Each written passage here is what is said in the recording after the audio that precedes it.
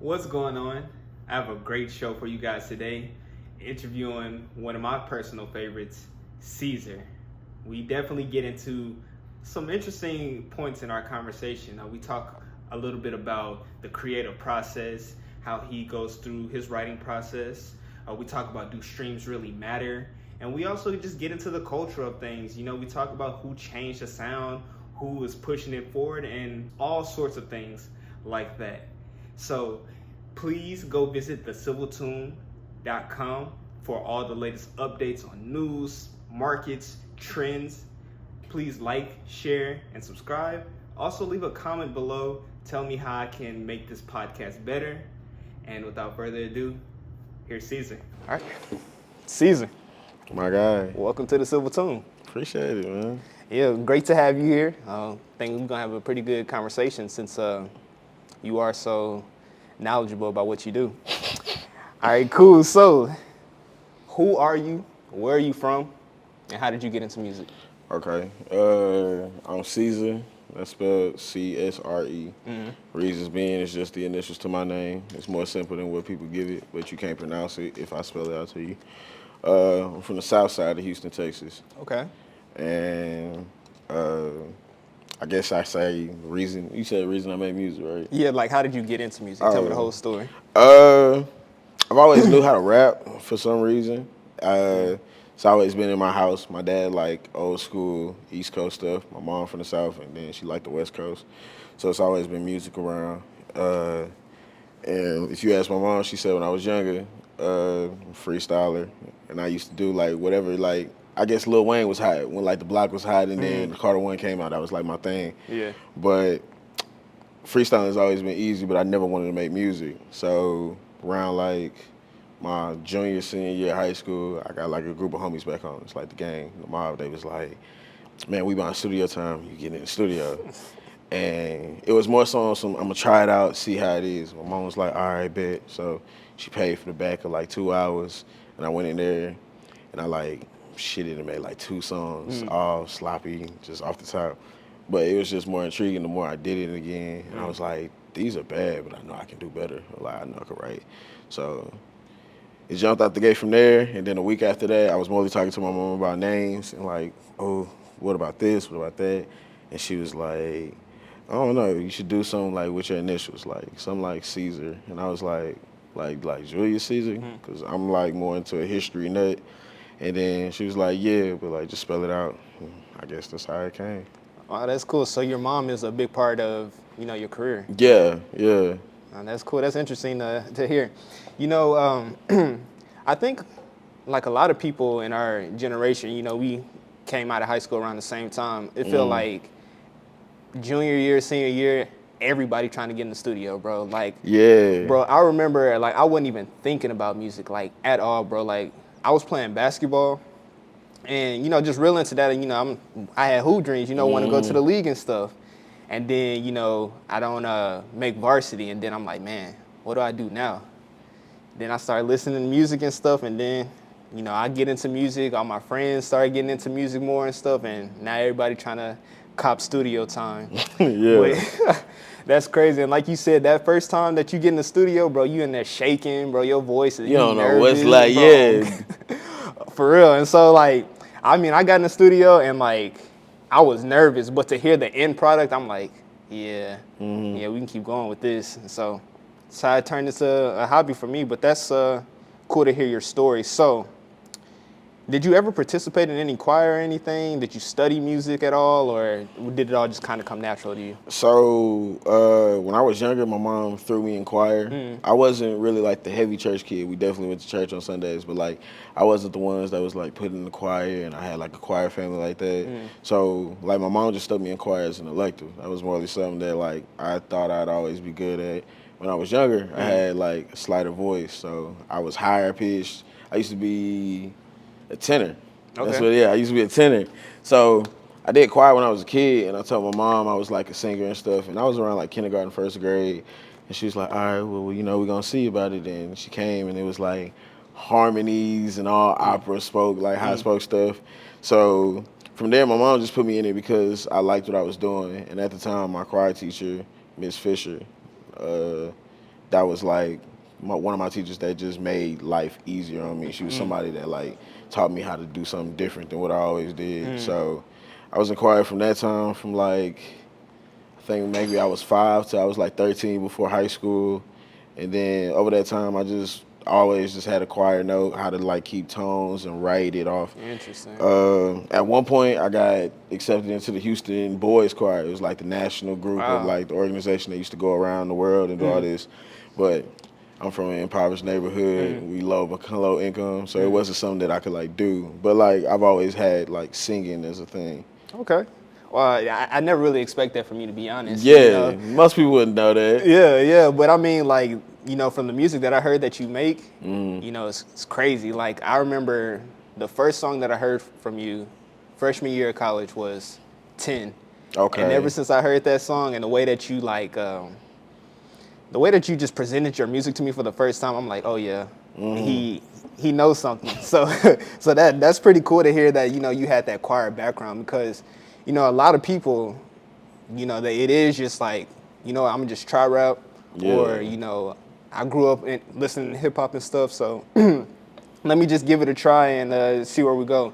You know, not a lot of people have that training, and, you know, I definitely think that you need to be able to keep a pitch, you know your tones, your scales and things, or your tonic scales, things like that, so that you can make more palatable music to people. You know what I'm saying? Yeah. So, explain to me your writing process and your creative process.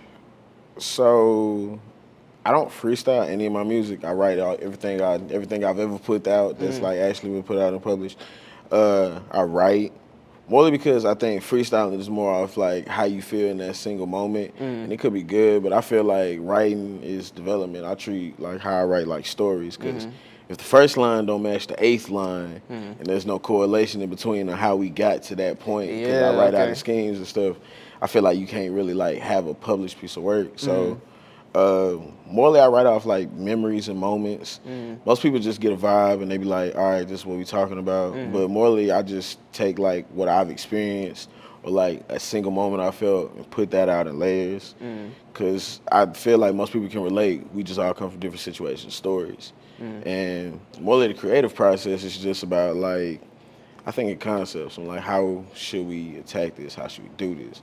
Because like, it's the reason that like one artist can rap like this, but another artist can't rap like him. And this is why how like styles always interclash with each other, because it's always trying to get like some pitch and point piece off. But when, you know, I feel like when you put things together, I feel like when you bring your head out to a broader span, it's like actual moments that you can like eclipse from. Yeah. I like what you said about how, you know, everybody can relate. We just all got different stories. And this is what I try to stress to people when it comes to listening to music that they haven't really heard like that, or that they're not really into. It's like, you know, when Lucky, he says something about, you know, referencing drugs or like a relationship, bro. Yeah. You know, I'm not doing hard drugs, but I can definitely take what he said and apply that to another area of my life. Definitely. And that's how you build that connection with that artist. That's how you cultivate, you know, a fan base that's really all about you. And so, you know, that is pretty interesting that you said that. Another key point that you said was, you know, connecting, you know, your lines and stuff. You know, some people, they just get in the studio and it's just like, I'm gonna say this, I'm gonna say that, I'm gonna say this, and it usually is the same like 3 things: money, I guess times was hard, women, men, whatever it is. So definitely, like, you know, you can tell when listening to your music that you put the time and thought into what you're saying. So how do you feel about, you know, rappers who get in there and say, oh, I don't write nothing, I just get in there and freestyle? How you feel about music like that? I feel like music is just like an objection. How you feel about it? It's an opinion based. Now, like I still listen to some shit like that. I don't even have a problem with it.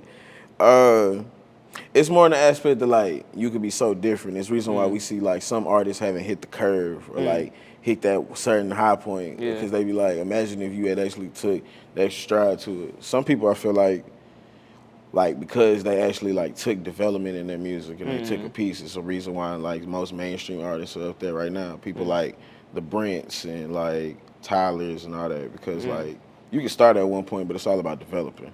Okay, so are you seeing like a lot of development amongst like rappers that you listen to or people that you come across that make music or? Yeah, I think the best things about music right now is that there's so many communities of hip hop and so many communities of like R&B per se that like it's a reason that you can find a pocket and stay there and get good. But it's all about like when you transition or you do something else and like the same people that connect to each other that like do different types of stuff.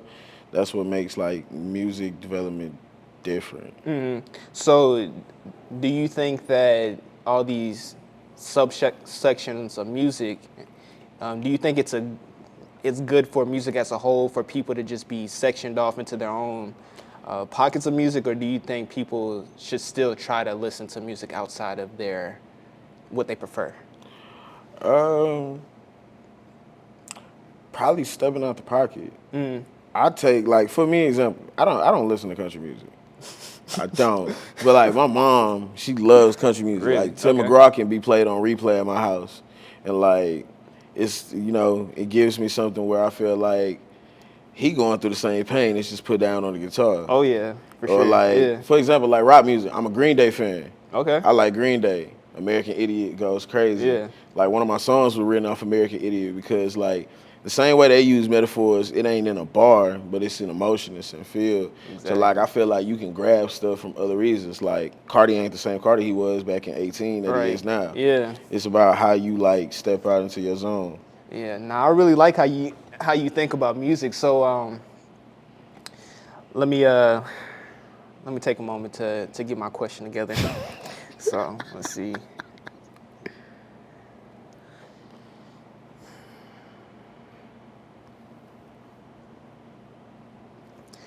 So when it comes to your music, right? I know you talked a little bit about the creative process, but do you get inspired by, let's say, like an R&B song or maybe some alternative rock music? So when you get inspired by that music, if you do, how does that then affect your creative process? Pros, I feel like it gives me another aspect of something I ain't think about. Like, for example, my last project had like a guitar hit song, like one of those like real hard knockers, and then I had a slow one that just came from like a style. Like, I was listening to, I think it was like Head Over Heels by Tootsie.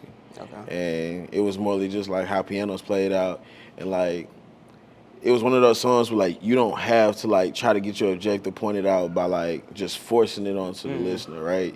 You can speak out.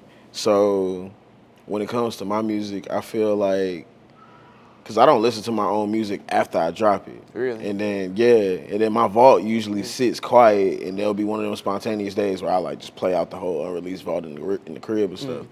But I spend so much time listening to everybody else's music, and like when stuff drops, running the playlist and stuff, I be like, I could do that. Or, it'd be them certain parts of songs where it'd be like the 30-minute lapse before the end of the song. Yeah. You just be in your head and you be like, and you just like freestyle, you like, bro, I go crazy on this. Yeah. Man, bro, like, I definitely think about music like that in the same way. Like, I'll listen to something and, it inspired me like, oh, okay, I like how their melody was, I'm going to take it and try to flip it into my own thing. I was watching the interview, I think it was a Cardi interview, like back in the day when he was like doing something with Lil Yachty. And they asked him like, who are you listening to right now? Do you listen to any other music? And he said, no, I only listen to myself. Like, I don't want to do what anybody else is doing or hear what anybody else is doing. I want to stay true to myself. So, I mean, how do you think about that? Do you think that, is it copying in a way when you listen to other people's music and take what you like from it? Or, which way do you prefer? Or what is the best method to writing music that is going to last and impact people? Is it to stick with yourself and your own thoughts, or is it to take and pull what you like from other people? I feel like in those aspects, like for example, I I exactly know what interview you're talking about. He's talking about him listening to nobody. I I feel like it's good because you don't want to stain your own music by like ODing on somebody else's stuff. Now, for other people, they have those chains, but like, I feel like you know who you are realistically when you write, when you record, what type of beats you're looking for. If you like listening to a specific sound and then you scrolling through for beats or you scrolling through for an instrument and you find it and it's like particular to what you've been listening to, you like staining your mental. That's why those breaks are so needed. Like sometimes you don't have to listen to music a day. Like take a couple days off, take a break. So like you don't want to leave a splotch of somebody else in your work. So then the worst thing you can hear is an artist be like, "Hey, you sound like blah blah blah." That shit is annoying. Not try to hear that. So I feel like the more you articulate yourself as a person, so you don't sound like other people, that's what keeps you separated, and that's what makes your music whole. All right, so I'm not gonna lie to you. You just said that you don't like when people say you sound like whoever, right? Nah, I don't. So I'm gonna follow that up and be like, and say, when I listen to your music and your cadence, it reminds me of the baby, but it's not a copy of him by any means. And what I mean by that is, the baby when he's putting his music out there, it's like a certain type of punch with it and how he presents it. I get that from you, but I can tell that like your music is, you think about it differently, right? Like you tell your story in a different way. And so, if I was asked, describe your music, I wouldn't describe it as the baby, but I would say that there's some aspects of it. So do you take any inspiration from the baby? Is he like somebody that, do you respect his music? Do you appreciate his music in your own personal time? How do you feel about his music? What's crazy is I don't listen to the baby like that. Really? Nah, I don't. And like, I feel like it comes from that pocket of like, if you have a certain voice, especially how like my voice sounds and how the baby's voice sounds, like my voice has definitely been like targeted from like a lot of smoking and drinking and just trying to be like, I don't know, just maturity. So my voice has like a punch to it, especially when I rap. More than just like, I feel like that was just a moment. And then, well, because I think it's just how our voices sound. And then I like to punch on the beat. Same thing. Like, so more than just, I think how like punchlines line up. And then certain flows can sound similar. That's just how rap is. But nah, I don't even listen to the baby. That's crazy. That is crazy. So cool. So, how has your journey been so far? And, where were you when you first started? And where do you want to go? Loaded question right there, but just take your time. Nah, that's a level question. So it's like for 2019, I've only been rapping 3 years. Okay. So in 3 years, I've kind of did a lot more than what the average person that come out of high school be doing. And I feel like there's like a certain gap. There's a lot of people, we come from like the era where everybody in high school started making music. Yeah. Like that nigga, he was never like that when he started rapping. So there was like a lot of people making music at the time. And I think at the time I was starting out, like it was more about like, because TikTok had just started, who was going to be the first nigga to pop off? Yeah. And I was more so like trying to make hits instead of just actually working on making like art. And I think that's what it took over time was like patience. So nothing really came about until like freshman year. That's just, I learned how to network. And I've always been an outgoing person, so people saw me out all the time.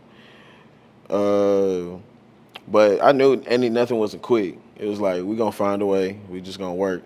And then one thing's turned into two. And then I think as I got over time, I found something new about my sound. And knew about the way I could write and process. And knew like, okay, when you make a project, you should go like with an avenue, a lane. The project should be scripted out as like a whole thing from top to bottom. So you can't just be having like, you can't spit about love and then come in with like a hard knocker turn shit. Like it has to be layered through. So I think over time the process has been easy, but as in like notoriety and like the actual achievements of it, I just take every day with a stone. I rap on the side. That's what I say. I say I live life. I live life as like my job, and I rap on the side. Cause we go through so much here. We're like, I'm not somebody that cares about currency, but you can't live without money. Right. So like rapping being the side thing is more the one where it's like, okay, bro, like this is what we do. This is how it Yeah. is.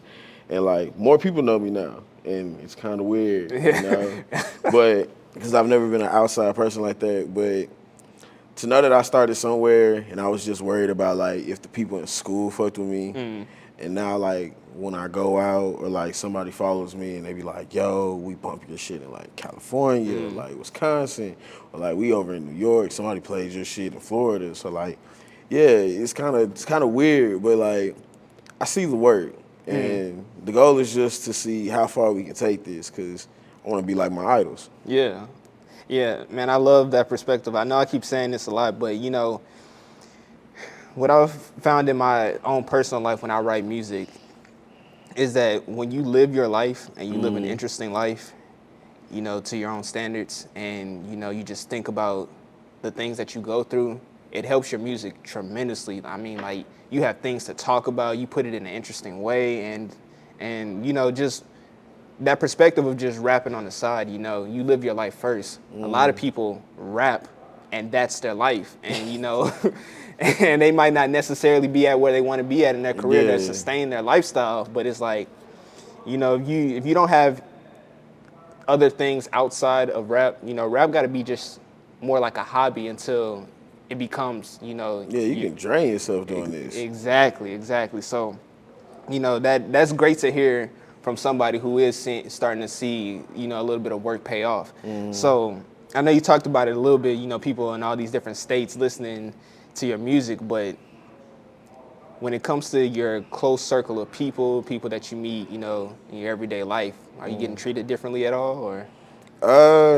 Nah. I think Morley is treated by like my work is like comedy to like my inner family and stuff. Like people know I rap. Sometimes it's not taking it seriously, but I don't want it to be taken it seriously because I was somebody for 18 years before I was like Caesar. Yeah. So like, for example, the guys back home, I tell them don't call me Caesar. Like y'all know me as Elam. Like y'all know me as like what nickname y'all call me. I'm like y'all brother and stuff. And then like my mama would say it, but I'll be like, bro, don't call me that. Like that shit is funny. But I mean, it's comedy. Like most people know, I'm not really a digress person. Like most people don't know the real me until you really get to hang about me. Yeah. I like really talk about my open book. I don't hold nothing back. But that's like my music per se. It more to be like, oh yeah, I listen to that shit. That how cool. That how cool. I fuck with it. Yeah. Okay. So now when you meet people, you introducing yourself as Caesar, or you introducing as your name? Oh, Caesar. Caesar. If I don't know you, like morally in the aspect of like we might not meet after this continuously. So like I'll give you like C's and Caesar. I'll be like, you can either call me C's like the letter or you call me Caesar. But, you know, it's other situations. You know, we men. We talking to females and stuff. I'm Caleb. It's nice to meet you. Whatever. Woo, woo. But nah, I'm C's when you see me. It'd be so funny because I got some friends back home in Houston too. You know, they a little bit further along in their career, and like hearing other people that don't know them like that, because you know I grew up with them, and they call them by their rap name. I'm like, but it's OD weird. Like, it's kind of weird, right? So like it's funny, you know, seeing what you introduce yourself as. Yeah, that shit hell. I remember one time we was like at the Galleria, me and one of my homeboys, and we was walking through, and like somebody off of a whim was like we were in the same store. I think it was like Zoomies, something like that. And came around. And I'm looking at shoes. I'm trying to cop Vans, and then they was like, "Hey, are you Caesar?" And I had on this hoodie, and I was just like, off the project, just they was like, "Hey, are you Caesar?" And I was like, "Yeah." And I looked over, and bro behind the girl, he's like, "Oh, she's Birchie. Like, you famous, nigga?" And I hate that. Don't call me famous. I don't like that. Yeah. Nah, you're real down to earth, bro. So, yeah, man. So, you know, what interests you about music? Like, just objectively, what are you interested in when it comes to music? I just like people who like vocalize their life through like the radio. Like our phones is one of the ways that we can all connect through each other, especially in life. Like if you find out somebody likes something else, you be like, damn, nigga, like what's your favorite shit? Yeah. Type thing. What I like about music from my point of view is that you stand out differently if you really who you are. In certain aspects, like a lot of people do this because it's entertainment, or they do it because they know this shit pay if you like click. But for a lot of like the majority of the population that do this, you don't click. You don't click, type blow up quick. So when you make all of like these projects, mixtapes, all this, or you working with people, you want to like have something that leaves behind this like a legacy, art. And more than just be like off the last two projects and stuff. It'd be like, when my casket closed, this is what you have left of me, type thing. Okay, yeah. So on the last episode, I was speaking with a woman named Bryn, and she was, we were talking about how I think we're at this point in time where people are wanting a little bit more authenticity. So like you just said, a lot of people just jumped into making music because they see, such and such did it, and they kind of got there kind of quick from what they see, right?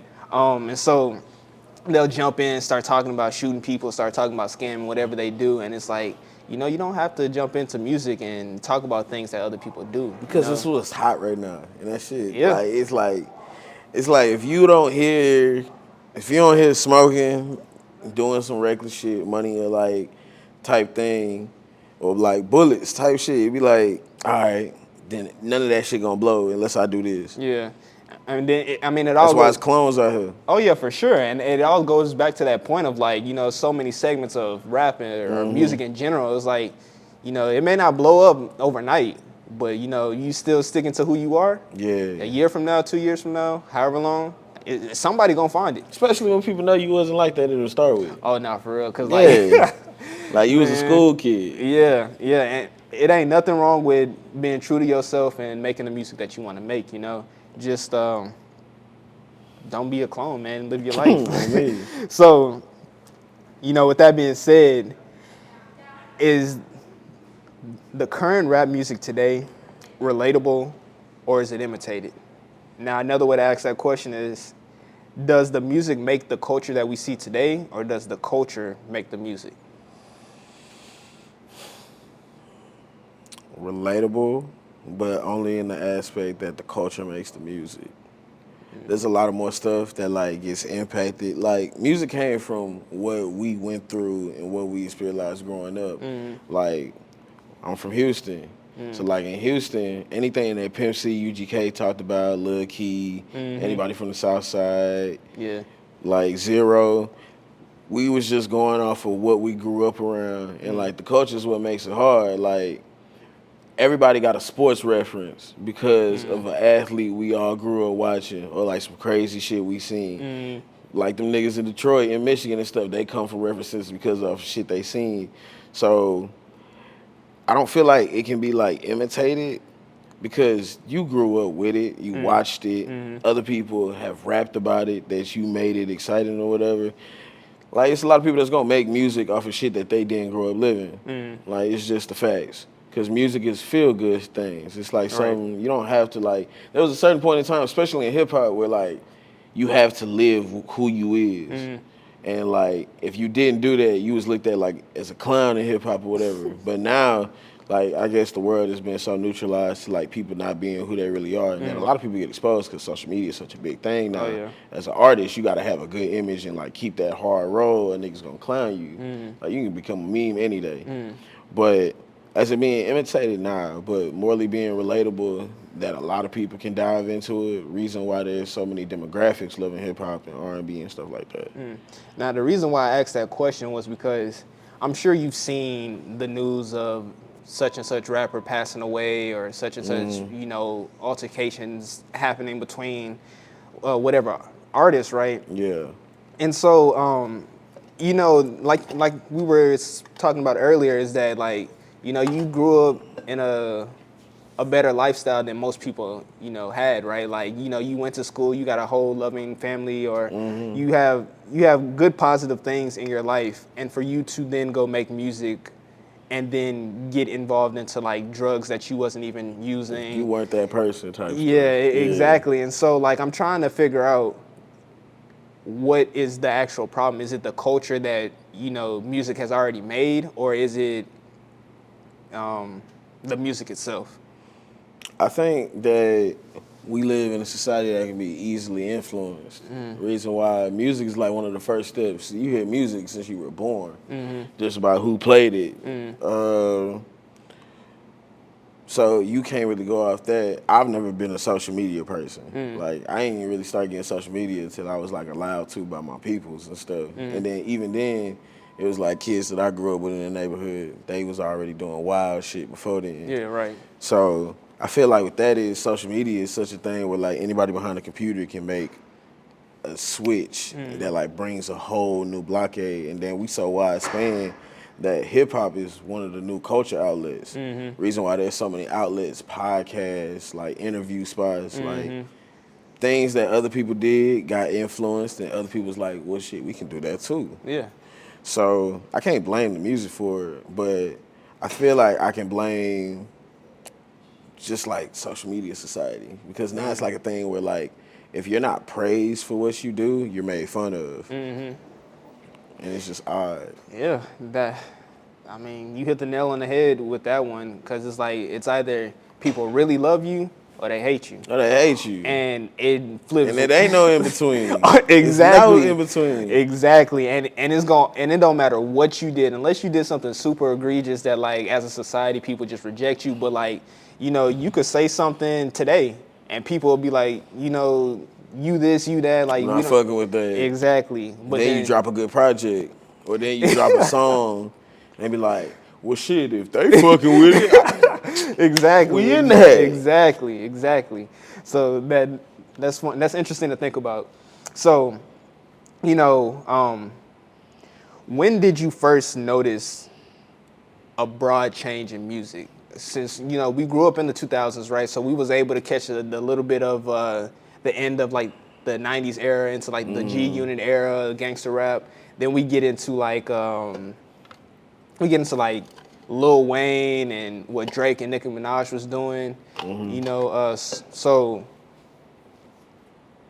what was the first like moment in hip hop that you're like, oh, okay, I see. Things just kind of switched a little bit. I feel like we grew up.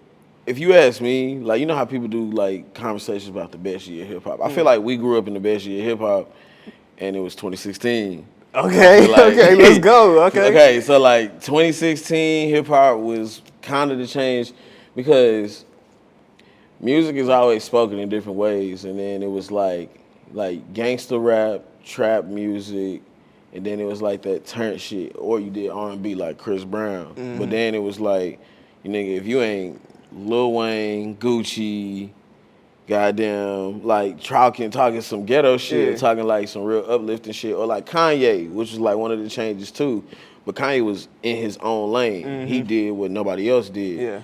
But 2016 came around and everybody popped out the cut. Mumble rap was like a new thing, and it was always the old nigga, young nigga debate. And that was like, all right, music is like a variated opinion now. Now nobody can't like your shit, because either some people like it and nobody don't. You can ask young too old, like, nah, Lil Wayne, that guy. Yeah, He's right. the GOAT. Or you be like Jay-Z, yeah, whatever, woo woo.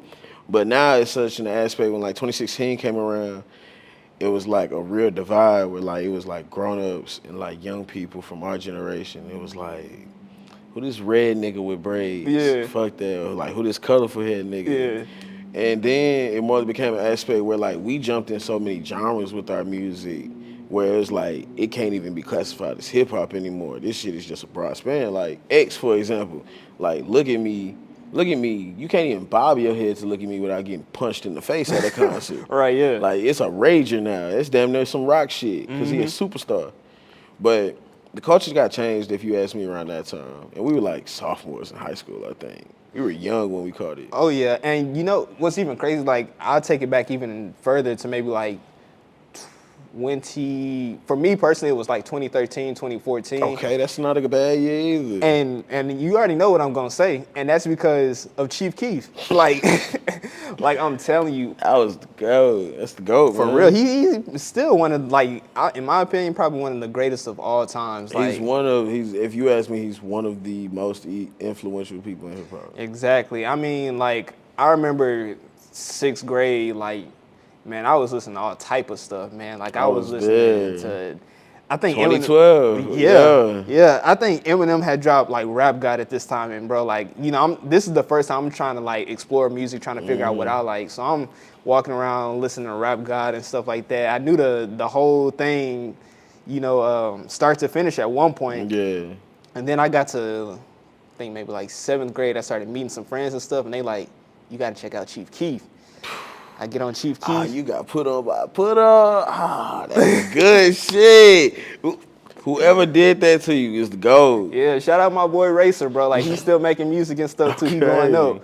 But bro, like, he told me about Chief Keef, and when I tell you that I went home that day and I looked at so many videos. I looked at Don't Like, I looked at Love Sosa, I looked at Sick Go, man. I was going crazy with Chief Keef. And it's part of the reason why I decided to ditch the fade and get the locks, you know what I'm saying? So, yeah. So, at that point, it evolved more than just Chief Keef. Then it started to get into like the whole Chicago movement as a whole. Love it. And like, for a good while I was listening to that. And it wasn't until 2016, where I'm like, okay, yeah, music is like on a whole different like thing now. So, like even like you said with the whole X thing, and that's been like rock and stuff now. Like I feel the same way. I think people just kind of classify it as rap or hip hop because how they look, or how they maybe they said something about like a gun or something in the song. But I mean, when you think about it, it's a whole genre, it's whole different genres of music, and it just hasn't been like classified yet. So, that's interesting. Did you notice anything with like the beats, or how people was like flowing on the song or anything? So like, for example, you got the whole Detroit thing and how they do their punchlines. You got how Playboi Carti influenced this whole like Rager, Mr. Rage type beats. So like, what did you notice first? Was it the beats, or was it like the way that people did their lyrics? Lyrics, man. I feel like when like 2016 came around, mumble rap was classified and like anything that phrased in between a and a yeah. So it was like da da da da da yeah, da da da da da yeah, da da da yeah. So it's like, but you gotta remember when 2016 came around, for that aspect, there was like so much going. Like it was Yachty, like Csre, Sammy. Oh yeah. Eggs, goddamn, Famous Dex was still popping. Young Rich the Kid, like there was so many flows, and then Migos was still going, and Migos was like forefront crazy. That's when Culture dropped. Yeah. So Morley around that time, it was like you really gotta but it was like Morley at that time. It was like you really gotta be like, you really gotta hear this shit, because beats was gonna stay the same, but then over time, like I think we hit that point where it was like, tight beats was like the shit around that time. Like that's when tight beats, but that's when I feel like tight beats really emerged, because it was like, man, you trying to sound like this, you need to be right here. I got you. Yeah. No, for real, because I remember you trying to freestyle with the homies or something, and like you put on hip hop instrumental. But then after 2016, now you go to Lil Yachty type beat, Lil Uzi type beat. That's funny, man, and like it's not lying, because it's like the best freestyles. One of like, and shout out my nigga Stretch for this, my homie back home. Anytime we get into a freestyle, whether we like smoking, drinking, and just chilling, we put on June 27th. And June 27th, we run that hoe from top to bottom, and we just let that hoe roll. That's one of the funniest like classical instrumentals that we put on. But then it'll be certain times we'll be like, man, throw a tight beat on. And be like, damn, that shit sound like that. Yeah, whatever. Okay, yeah. Yeah. Nah, that's great, man. So, in your opinion, who would you say is leading the culture right now? Who is like, man, like, it's undeniable? And are we going like opinion-wise or musically? I would say do both. So give me your opinion and then musically. Okay. Shit, that's tough. Who do I feel like is actually leading hip hop right now? Let me go with the culture wise. Society wise, there's nobody hotter than NBA Youngboy. There's nobody hotter than NBA Youngboy.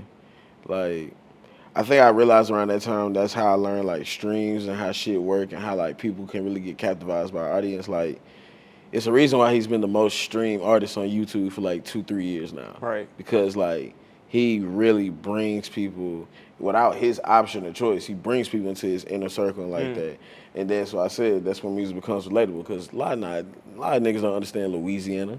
A lot of niggas don't understand how like that shit really get like the South is really different. Bro, let's take this tangent real quick. All right, let's take this tangent real quick. We both from Houston, right?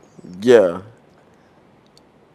Houston is a blend of Louisiana and whatever Houston culture is, right? And like when people from Louisiana or people from across the country or whatever, they'll look at people from Houston and be like, "Oh, you not a part of the culture." And it's like, bro, like you got to remember when Katrina happened, everybody came over here and they brought their music, their community, they brought everything here. And so like, you know, it's some people back in Houston, they jigging and stuff. You know, that's something that they do out there in Baton Rouge.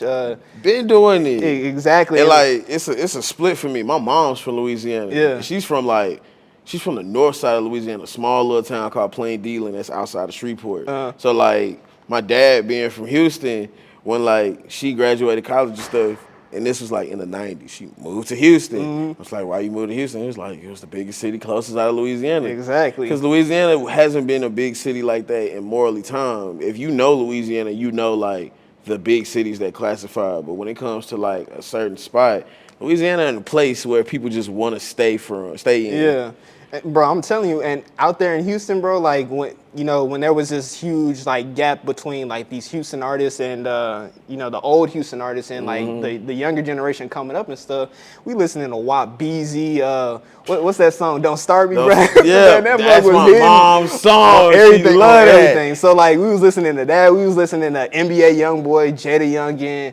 I mean, countless of other Kevin Gates was going, exactly, Fredo Bang. Exactly. And so we was listening to that very heavy, but I just wanted to take that tangent real quick. But so getting back to who is leading the culture and stuff right now. But YoungBoy does a lot. Like it's not a day, especially in my house, I could go without hearing YoungBoy play. Like I definitely like know, and it's like, okay, big artist, who's really going? There's nobody better than NBA YoungBoy, and there's a lot of artists that I feel like are better than YoungBoy. But when it comes about who grabs people in, it's him.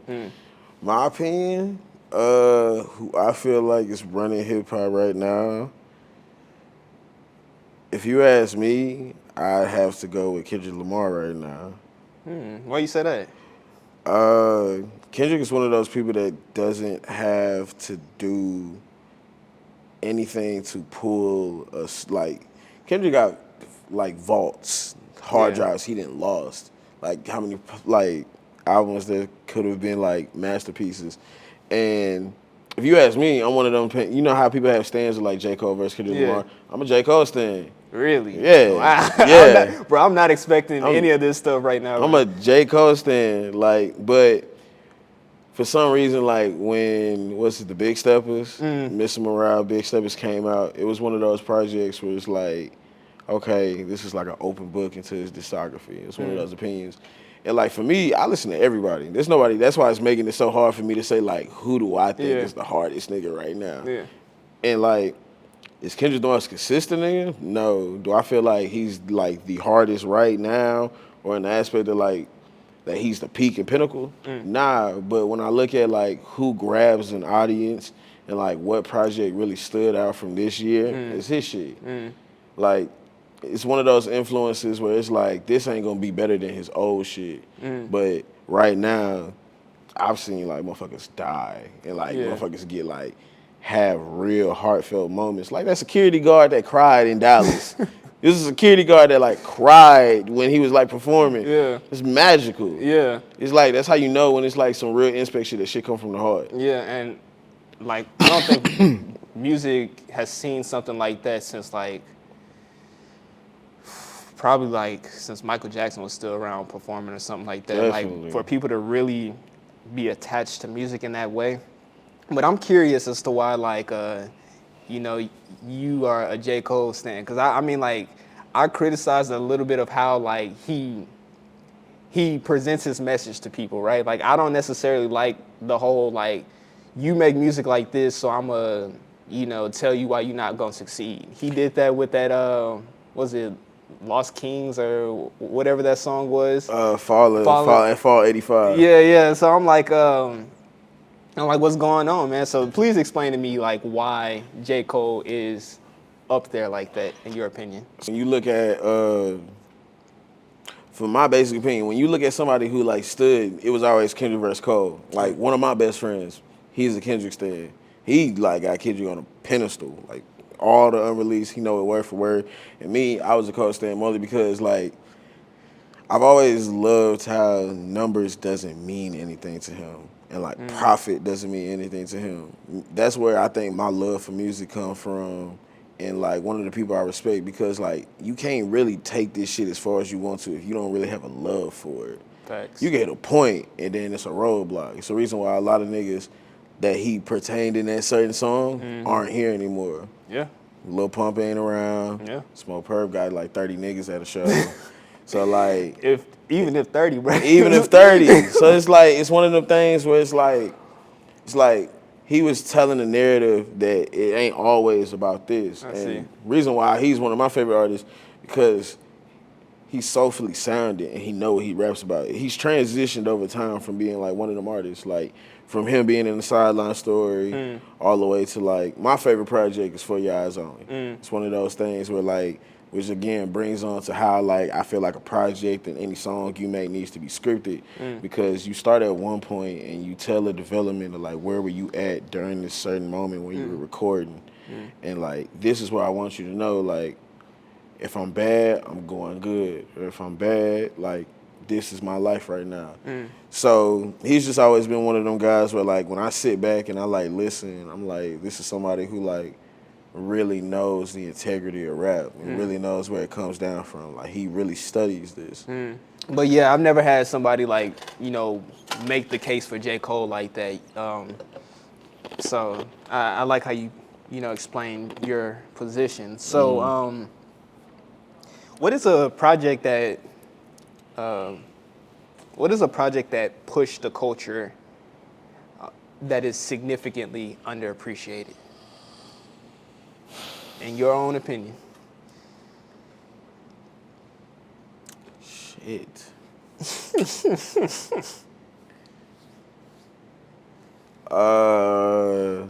808s and Heartbreaks by Kanye West. For sure. For shit, sure. Yeah. I feel it's one of his underappreciated projects, but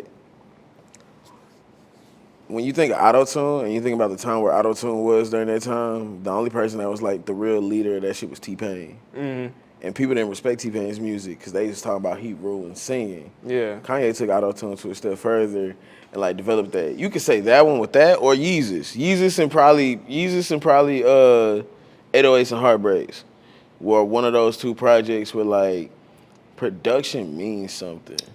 Oh yeah, for sure. Production is always like, especially in hip hop, like your lyrics can be put on any beat, but if it don't match with how the beat is sampled or how the production is, you can't really take a step out of your comfort or like really get into those parameters where you want to be as like an artist.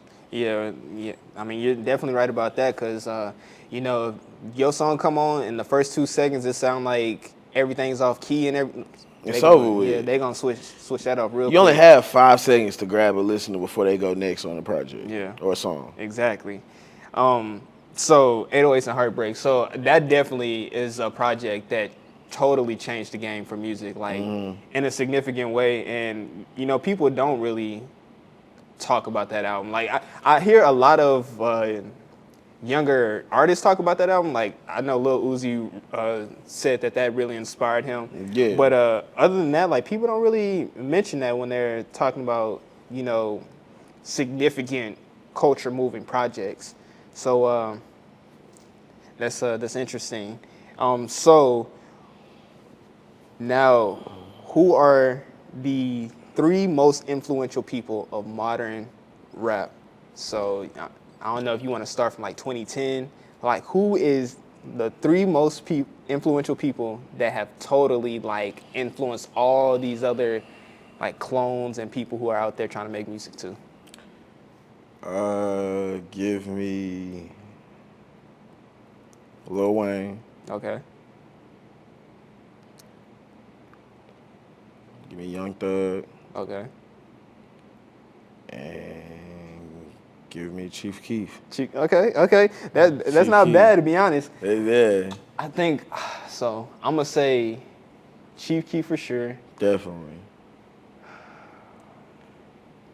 If you talk about the most recent change, has to be Playboi Carti. See, and I was gonna say that, but okay, go ahead, finish. Yeah. Playboi Carti, and then I'm going to say NBA YoungBoy for showing that you can really make your dreams a reality just purely off of streams and off of just hard work and actually like making different types of sounding music. Because Okay. I mean, he's all over the spectrum with the projects that he's dropped. But yeah, you gonna follow up on Playboi Carti in the most Definitely. recent. So, I feel like my thing with Playboi Carti is the influence has just started. Yeah. Because like his first two projects were things that like really grabbed people on the Playboi Carti. But I feel like if there was something that like made the new stand of underground rap and like even like the people he got signed to Opium, like I feel like those all expanded spectrum from like 2018 to now, even when Whole Lotta Red started. So I feel like his influence has just started. But when I go to like right now overall of like true influences, like it's a lot of niggas that sound like Thug. It's a lot of niggas that make music that got everything from Chief Keef. Oh yeah. Yeah, definitely. For and then sure. Lil Wayne, like I have like my 5 influential reasons of why I make music, which separates from like my top 5 artists all time and like top 5 artists here is Wayne, Sosa, Jay-Z, Kanye, G Herbo. Okay, it's a pretty solid list. So yeah, that's like the 5. Like when I'm like, if I had to take 5 artists out, and I'd be like, why am I making music? It's from those 5 niggas, and Wayne and Chief Keef is in there. Yeah, for sure. Yeah. Okay. No, but man, like when I just look at music today, and I think of like, I'm more of a person who pays attention to the artists that are up and coming, but that are probably going to soon be people's like favorite. And this is like for like the young concert goer generation and stuff, right? So like, you know, when I think about Yeet, I'm like, that's straight from Whole Lotta Red, bro. Like definitely those beats, those filthy type beats. Shout out that producer because he changed the game like crazy. You know, I've never heard that sound of beat, those like styles until I heard Mr. Rage, until I heard Whole Lotta Red. And I remember when Whole Lotta Red dropped on Christmas, I said, this is going to influence a lot of people, but I don't know how. Bro, and that's crazy because I remember listening to that on Christmas, and it took time for me to get to Whole Lotta Red how I appreciate it now. Yeah. When I first listened to Whole Lotta Red, like, I had to really remember that I like, one of my Snapchat memories popped up, and it was saying, like, it was me when I posted Whole Lotta Red, and I was like, I mean, it's cool. Yeah. 7 out of 10.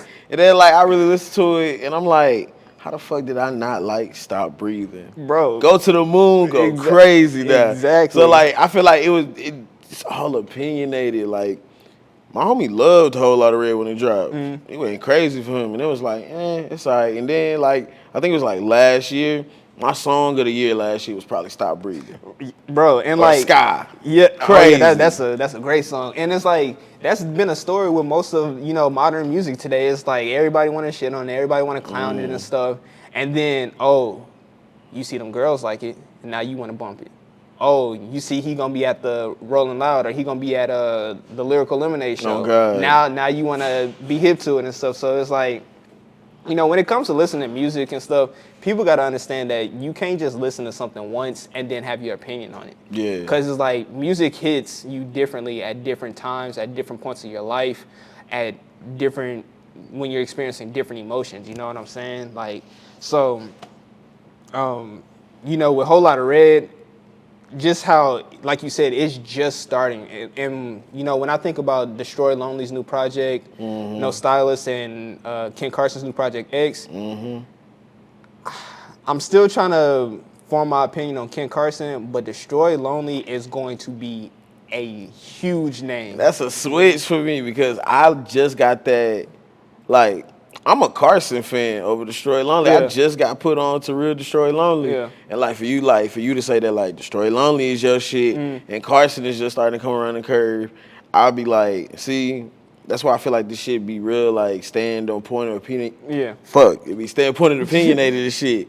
So, like, I know that when like Destroy Lonely come on and shit, it's gonna be one of them points where it's like, bruh, he the next up nigga. But Yeah. like if you ask me, Carson be the next up nigga. For sure. And, you know, Carson, I'm pretty sure he's going to have a great career as well. But when I, like, in my personal opinion, how I view music, it's like, okay, you know, I understand people are going to disagree with me or people Definitely. aren't going to like what I like. But one thing about music is that you can objectively listen to something or see, like, how, you know, the artist is moving and be like, that's going to inspire a lot of people. And I feel like listeners don't appreciate times where like when it's fresh and you don't get it, like bro, just be patient. Exactly. Just be patient because it's gonna hit. Like Whole Lotta Red, I think a lot of people were disappointed of it, but people would say, bro, I go back to Whole Lotta Red and I'll be like, this shit is amazing now. And which is why, like, I want to, like, people got to really give these producers their credits, bro, because Credits. like we're at a point in time where like the beat is what catches people first. Like if that beat is something that you've heard before, or if it's something that like don't sound too current, people not gonna really like you know appreciate your music. But you know in them first couple of seconds when you hear the buildup of the beat and it goes and then you know it does something that you Ridiculous. ain't never heard before, oh yeah, people gonna stay around whether you said something inspiring in the song or not. You could have said yeah in your song, Oh, God. and if that beat hard, people gonna be like, he the truth, bro. So like, you know, please, you know, respect the producers, bro. Make sure you pay them. Make sure you credit them in the songs, bro. Because, bro, I'm telling you. He said, yes. Bro, speaking of that, Teenage Razor by Ken Carson probably best describes that. That beat goes crazy, and the first 30 seconds of it is, yeah, that shit. Like, I feel like the ones that don't get talked about, because like everybody like a Thug, YSL fans like that. So you hear Wheezy or like Turbo in Atlanta and all that. But like Filthy, Oh, yeah. Filthy go crazy. And then like Yeet make half of his own beats too. So like I didn't know that. Yeet makes majority of some of his own stuff and record himself, actually. Wow. That's how like his sound be sounding so unique because he knows how to do his own like Yeah. voice and stuff. So like, but Filthy is that because Filthy made half a Whole Lotta Red. Then he did Lucky's album too. Yeah, bro, that Lucky album was fire. Crazy. Yeah. So like, I don't think people like give much appreciation to producers out here because like, niggas been making beats since like Wu-Tang and Exactly. shit. So like, you gonna come up with some drum beats that sound like some other shit, but it's about these sounds. How are you wiring this? What are your samples coming from? Kanye been doing samples since 03. So like, what you gonna do about now? Exactly, and like, you know, your lyrics don't mean nothing if you ain't got a good beat. So it's like, Honestly. you gotta make sure that you respect the people who set the vibe, you know? So how do you feel about people comparing music like this person's better than this person, or this person has X amount of streams, so that means that he's on the rise, and this person has X amount of streams, so that means he's falling off? Like, how do you feel about people looking at music that way? I feel like it's not a bad thing to talk about because life is opinionated. Yeah. But at the same time, I feel like most people are underappreciated based off how numbers and stats show. Yeah. Same thing, like a conversation we had before we started the podcast and stuff, when I was talking about Grizz and we was giving artists with him. I said 21 Savage, and he was like, nah, I'm gonna think Youngboy better than 21 Savage. Yeah. And I was like, just because he don't have the number of attention and stuff, 21 Savage been out for way too long to not get appreciated. Right, yeah. Same thing, like how Tyler's just now getting appreciated off of like, what's the album Earthquake was on? Oh man, what is that album called? Huh? Igor. Igor. Yeah. Like that, and then like he's just started getting love for like Call Me If You Lost and all that. But he's been going. So yeah, like, you know, your friend talking about 21 Savage and or you talking about 21 Savage, you know, how do you feel about people comparing? Like, I don't have a problem with it. I feel like music isn't a based opinion. That's what I've learned most. I think that's one of the things that my mom always told me about. Like, when I started making music, she was like, "Now everybody's gonna like your music, you know that." So I don't spend my time trying to convince people. I feel like you either have an eye for it or you don't. Yeah. And there's nothing wrong with like an opinion based of like, nah, like I feel like he the GOAT, or I feel like he's better. Because this is just life. You feel Yeah. me? It's just another part of life that people say either or. Yeah, exactly. Politics doesn't have to always be about some government shit. That is facts. There's politics and everything, to be honest. Especially when there's two people involved. Obviously, all you need is a positive and a negative. Yeah, exactly. I like when it comes to people comparing music to me, like I personally don't like how they choose to go about comparing music, right? Like I don't like the whole who's better, who's like it's not because at the end of the day, you can't really say that. Like, what is the metric that you're saying that a person is better than the other person? Is it because they chose a different type of beat that you prefer? And it's like, it's really that, a person can just make more palatable music. Yeah. Now, if it appeals to people on a broad scale, does that mean that it's better? Or does that mean that it's casual enough for people to like latch onto it and not take it too seriously, right? So, like there's an enthusiast in every single thing, in every single hobby, right? So like, for example, when it comes to clothes and stuff, right? A lot of people rock Nike, but that doesn't mean that like they are the most creative brand out there. That doesn't mean they're the best brand because a lot of people rock Nike. It's like that high fashion designer shit. I hate that. Yeah. There's some thoughts on that too, but that's just something that you can easily compare it to. So when we're talking about art, you can't sit there and say somebody's art sucks because like people is putting their whole time, their whole effort, their energy into making this stuff. Like a lot of shit ain't meant for everybody. Exactly. Like most people don't even know about certain avenues. Like we can have a conversation here. Like if you ask the general person that only listens to commercial hip hop, they wouldn't know shit about like Can, Cash Dollars, Santana, all these other people. That's like the real undergrounders. Yeah. But then like there'll be some people that's in it, but not all the way in it. Like, oh yeah, Lucky go crazy. He the king of underground. Yeah. Lucky been underground. Years, bro. Years. So it's all about when you find somebody and when like you actually attract them to that certain type of style. Yeah, I didn't expect you to be as tapped in the underground as you are, considering I'm a history nut. Yeah, like considering the music that I know that you keep at a higher regard, I didn't think you'd be, interested in like a Can or like a Summers or something like that. Yeah, but go crazy. I mean, hey, during this conversation, we all found out a lot more about you, and that's really cool how level-headed you are and how tapped in you are with the actual culture itself. So, following up on that last question, is there such thing as bad music? Yeah.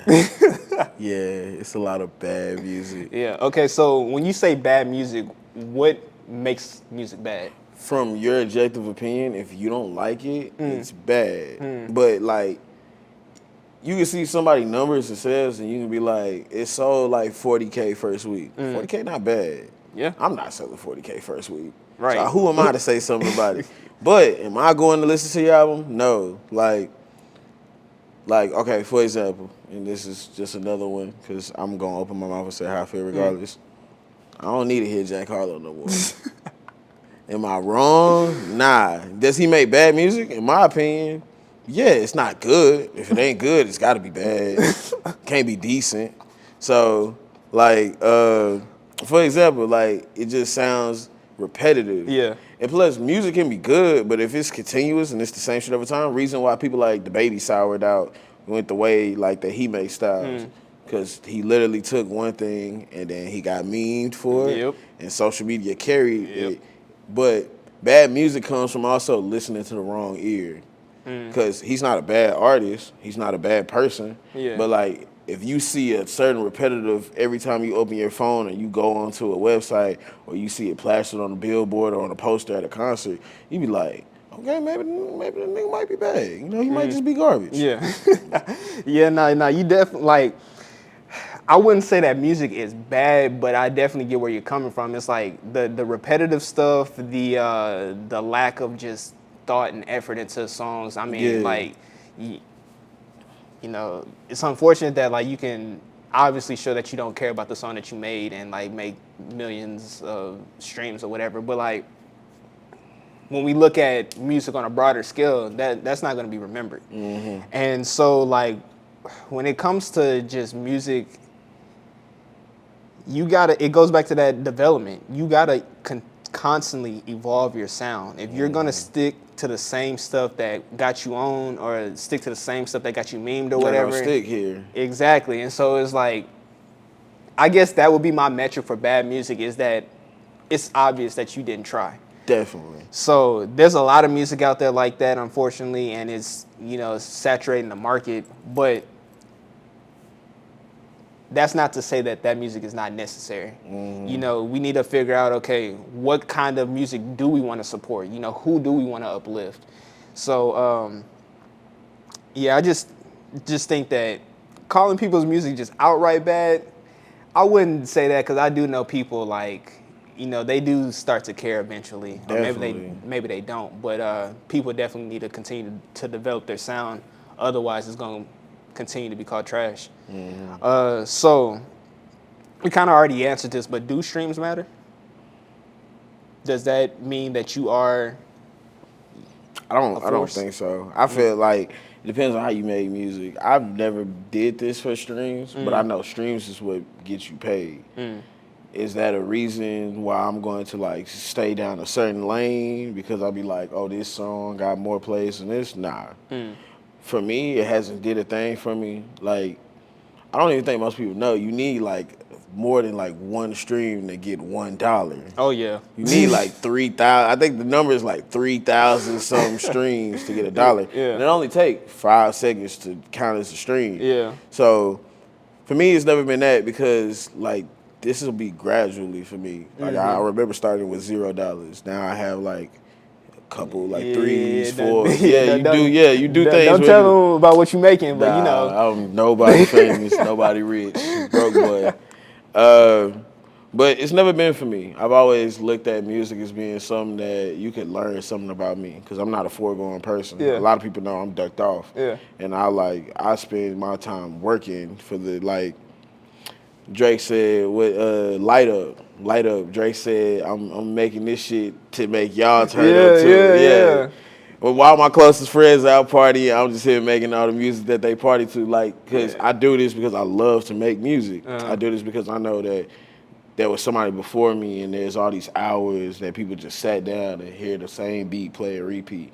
Writing, production, going back and forth. This is art. And like my art isn't displayed and can be sold, like as in like one price, 1 to 1. Everybody can download this. No, I love that, because you know, I'm similar to you in that I'm very low key, I'm very laid back, and so I don't really open up myself to people like that unless you know, we're having an interesting conversation, or you try to get to know me on that level. But when it comes to music, that's when I really talk and speak about things that I care about, especially the music that I write now. You know, so I like how music can tell you a lot about a person, because it really can. You know, when you're linking with a person that you're interested in, maybe you want to start dating them, maybe you want to get to know them, be friends or something like that, music is going to tell you a lot about, okay, you know, since they listen to this type of music, they probably wear these type of clothes. They probably like going to these types of functions, you know? So like you can get a little bit of, you can perceive a little bit about a person just off the music that they listen to. Now, a lot of people might surprise you in the stuff that they listen to, but you know, music is one of the ways that you can just connect with somebody instantly. Definitely. So, in the case that streams matter, like I feel like a lot of people get caught up in like, oh, this sold this first week, this sold this first week. And it's like, realistically, bro, if you drop the song tomorrow, your song is probably not going to do even 20K, even 10K. Right. So like when you talking about people's streams and stuff, you know, like respect that, you know, they do got a fan base that's out there listening to them, but because you have like 1 million streams, that don't make that shouldn't matter. Yeah, it don't matter. That doesn't make you the best of all time. That doesn't make you like a person who's who just changed the culture, because at the end of the day, you can make a song that's totally stupid and it'll Definitely. go gold, platinum. You know, how many songs have been like that? So like, A lot. exactly. So as we're coming to the end of this, I want to know, who do you listen to? Who are you Shit. listening to currently is a better question. Okay. Damn, I might have to actually look at this shit. That's all good. Fuck. Okay. Nah, I gotta go to my playlist. We was just talking about people had. I make playlists. I have like general playlists, but then I also make like playlists for specific artists. Like I put names on this shit. Like I have a Rio playlist, Rio the Young OG, it's definitely getting listened to. I have a playlist called Face Can't Believe You Niggas Broke. Because I say Babyface Ray makes music. Babyface Ray and ESTG are like niggas who make music for niggas. Yeah. Like they can't believe your ass can't get money in if 2022. you getting money, Can't believe like if you get money, bro, nigga, you with listen, the you meme, listen. like- Oh yeah, for sure. I'm like, I can't believe you still broke. Hey. So yeah, okay. So Babyface Ray, Rio the Young OG, West Side Gun, Benny the Butcher, Action Bronson. I don't play my music, but I'll say I listen to me. Yeah. I should count for something. Right. I listen to like everything all around. Like my playlist goes from A to Z, and like every playlist, I don't choose the same song twice. So if I have one song on one playlist, I can't re-add it to a new playlist. Oh, that's interesting. Because it makes your catalog more worthwhile to be like, damn, I have not heard this song in a long time. Sue Surf is an undercover most people don't know about. One reason why I think my music has always developed my writing wise is because I'm a big like battle rap fan. Okay. I've always been a battle rap fan since like when it like really started back in like 2011 when I was a kid. Yeah. Cause I had like older friends that used to watch that in the neighborhood. Sue Surf is hard. Damn, what's happening? Nudie album had just dropped. Baby Tron. Oh yeah, baby. Most people don't know about Uno the Activist. Shout out Uno, bro. Uno go crazy. Fonny. Oh yeah, Thousand Fonny. Man, bro. Thousand Man Fonny was my bro. His music helped me get through pandemic, bro. That's a young guy, and yeah, man, it's a lot. It is a lot of people I'm listening to. Yeah, that's great. And man, like I said, bro, when it comes to music, real recognize real. Like, I mean, you talked about that, the Babyface Ray, ESTG. You know, when you somebody who's really like working on whatever you interested in, whatever you trying to do, trying to, you know, provide for yourself, your family, whoever, certain music is going to attract you because of what they're speaking about. And there's just some artists that just make music that you really on your grind, like if you listening to them. Because they make hustling music. Exactly. And so when I listen to anybody from Detroit, I'm always in that mode, because it's like the way they put these bars about, you ain't making no money, you ain't doing this, how you doing this, but you not making no money. And it's like, bro, like at the end of the day, that's real, bro, because like a lot of people just be sitting down, being lazy, you know, frankly bullshitting, and it's you got to go get you some money so you can do the things that you love, so you can provide for the people that you love. So, you know, real recognize real at the end of the day. And, you know, music is going to let people know what you're about. But, Caesar, man, this was great. I appreciate it, man. Thanks for being on the podcast. We'll have to have you on another time. Do you have anything or any place that you want people to go to check you out? Instagram, you Twitter. you can catch me on Instagram, Twitter. All my social medias are the same at CSRESZN, Caesar Season. It's always Caesar Season, day in, day out. You can catch my music on all platforms. My most recent project, If I Die Tomorrow, the deluxe version, or the next day, that dropped back in May. I got a song called Black Phone coming out soon. So, yeah, just expect more consistency. And as I learn how to keep doing the maneuvers in and out, I just, you know, hope the fan base get bigger. That's pretty much it. Yeah, man. Appreciate you for joining me.